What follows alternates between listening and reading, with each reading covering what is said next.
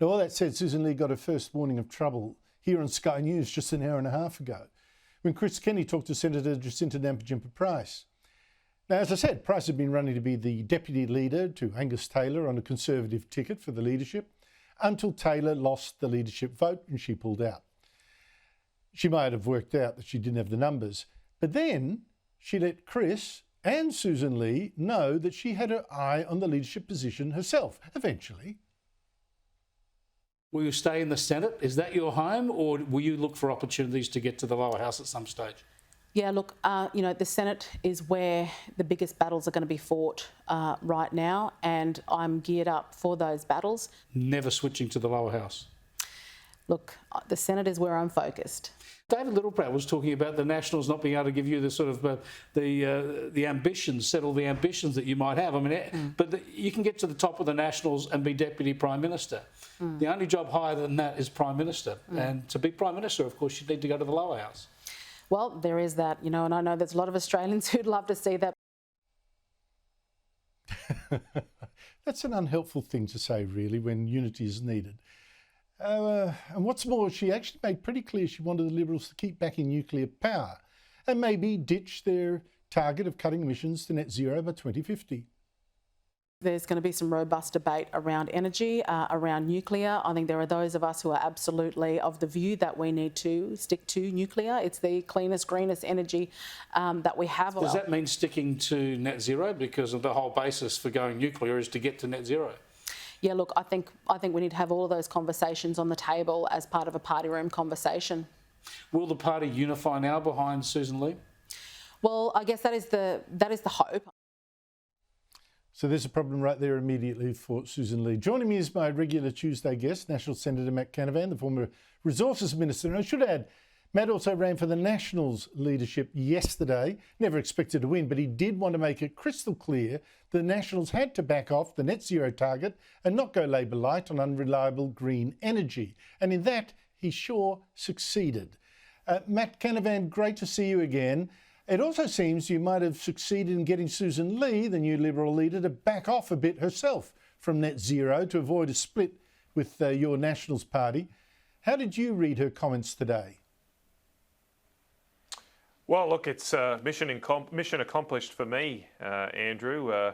As you say, I gave myself a pretty long odds to win the leadership. Coming from the Senate was quite the handicap. And for me, it's always not been about who leads the party. I genuinely care about what we're fighting for and how we take up that fight on behalf of the Australian people. I've said ever since this crazy, insane idea of net zero emissions by 2050 had been proposed. It was just absurd at first. I mean, everybody in the coalition called it absurd at the time it first sort of popped up about 6 or 7 years ago.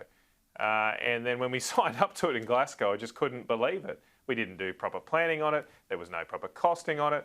And we just signed up to this rubbish. And it's been now a handbrake on the Australian economy for the last 3 years.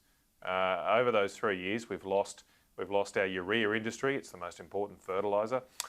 We've lost our plastics industry. We've lost our nickel industry. We're down to two fuel refineries. One of our last 2 steel mills is on life support and wanting to be saved with massive taxpayer bailouts. I mean, we just can't keep deindustrialising the country like this, particularly at a time like now. We should be investing in our industrial capacity so that we are a country that can defend itself. And so I've just wanted to call this out for a long time. I suppose controlled myself a bit over the past year, Andrew, trying to hope that we would win the election. But I suppose I got all that pent up frustration right now because I think Australia's being dudded with its obsession to net zero emissions. It's costing us a fortune, and the sooner we get off this, the better it will be for our whole country. So how real is the threat of the Nationals splitting from the Liberals on this issue? You can't go in a coalition to an election with one group saying net zero and the other group saying no. It's such a fundamental divide.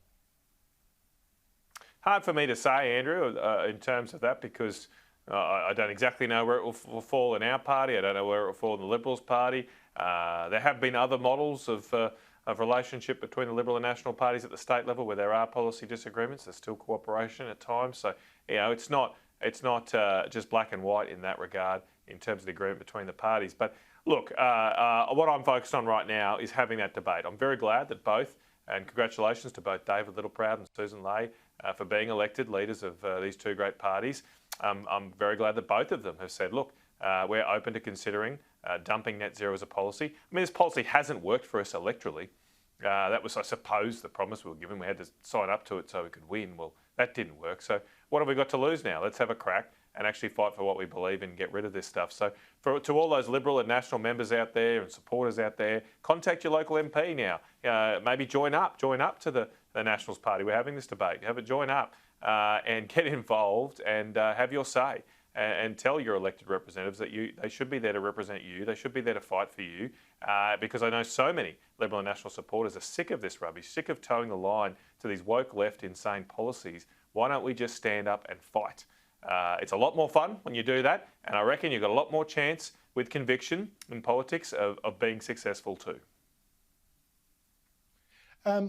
Listening to Susan Ley today in her first press conference, what did you make of what she said? Were there things that alarmed you a bit, things that reassured you? What did you take out of it?